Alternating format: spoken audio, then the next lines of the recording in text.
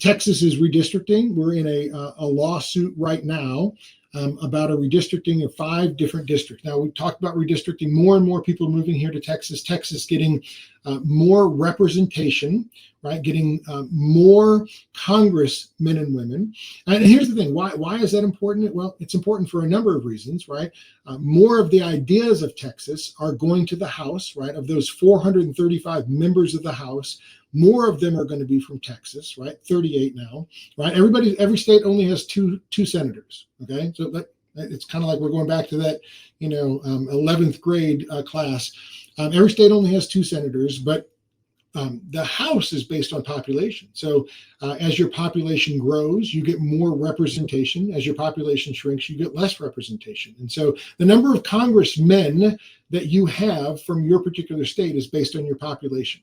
Okay, so if you only have 1 or 2, right, you're a state that doesn't have a lot of population. If you have 30 or 40, right, you're a state that has a ton of population. Now, here's the thing. We always pay attention to this at one particular night, and that's when we have the president who's being elected, because the Electoral College, right, again, knowing your Constitution, the Electoral College is set up, right, so that each state has an opportunity to cast a ballot for the president of the United States, right? But when that state ballot is cast, so here in Texas, we cast a ballot, right? And whoever wins the state of Texas is going to get the Texas Electoral College votes, right? And that night when we're voting for the president, you'll see, right, all the maps up there, and you'll see that what's happening. Well, what's happening is there's 538 Electoral College votes.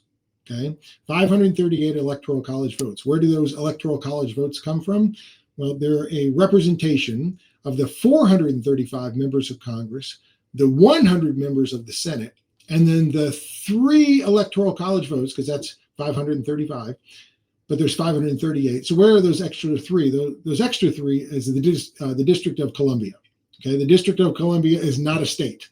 Okay, it's a district. It's a District of Columbia. It's actually run by Congress.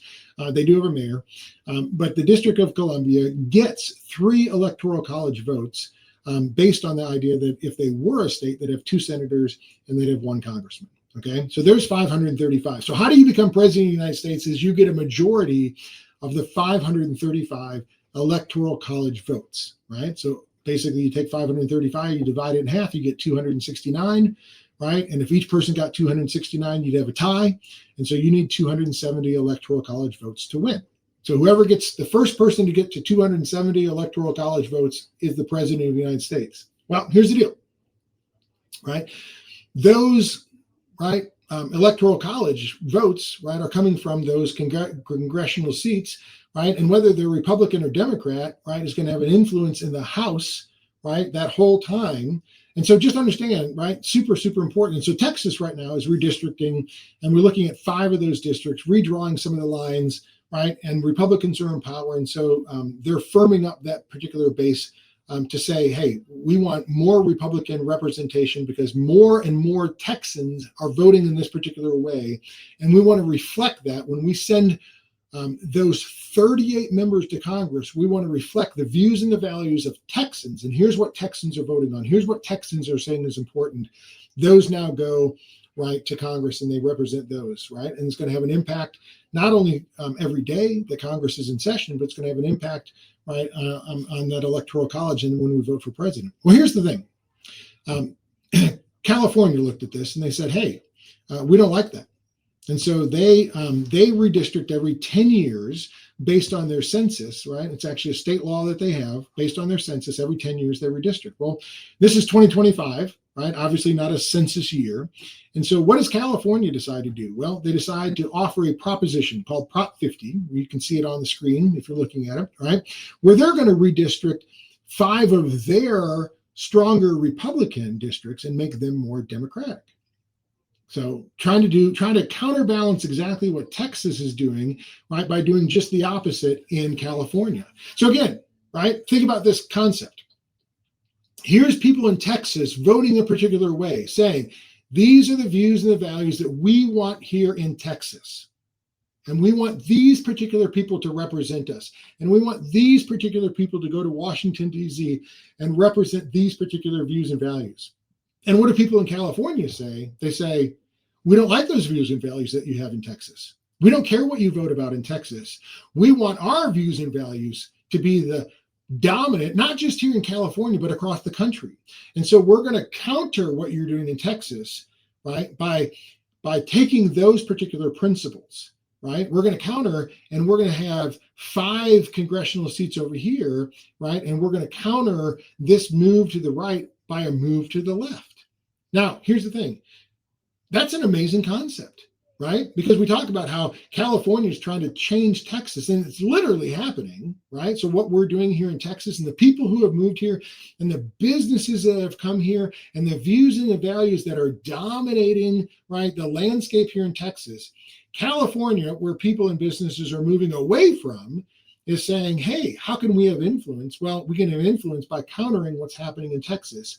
So the voters in California literally, this is what Prop 50 is, literally said, hey, Texas, think about it. Voters in California said, hey, Texas, we don't like your views and values in Texas, right? We don't want your families to have more of an influence, right?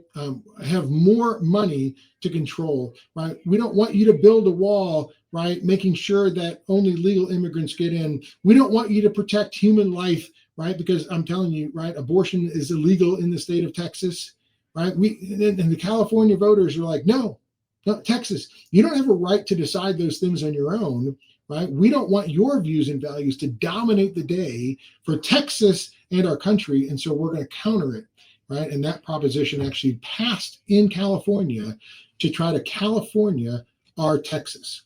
So it's an amazing concept. That's the thing that we need to pay attention to, right? Is why are people voting the way that they are? Where are they getting their information, and what's their impetus? What's their motivation, right? Is it to create? Think about this. Is Prop 50 to create a stronger California?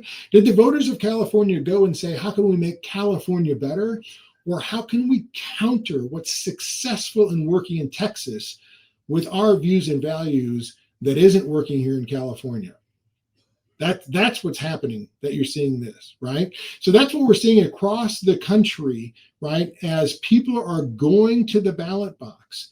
And it's an amazing thing, right? Is California going to do this if North Carolina, right? Or if Georgia redistricts? Is California going to have to redistrict again and again and again to try to counter every move where people are beginning to move towards views and values that represent and protect their family and their views and their values? But people in other states are saying, no, you can't do that, right? We're going to counter that in our state, right? Even though these views and values are not making our state successful, we don't want your state to be successful either.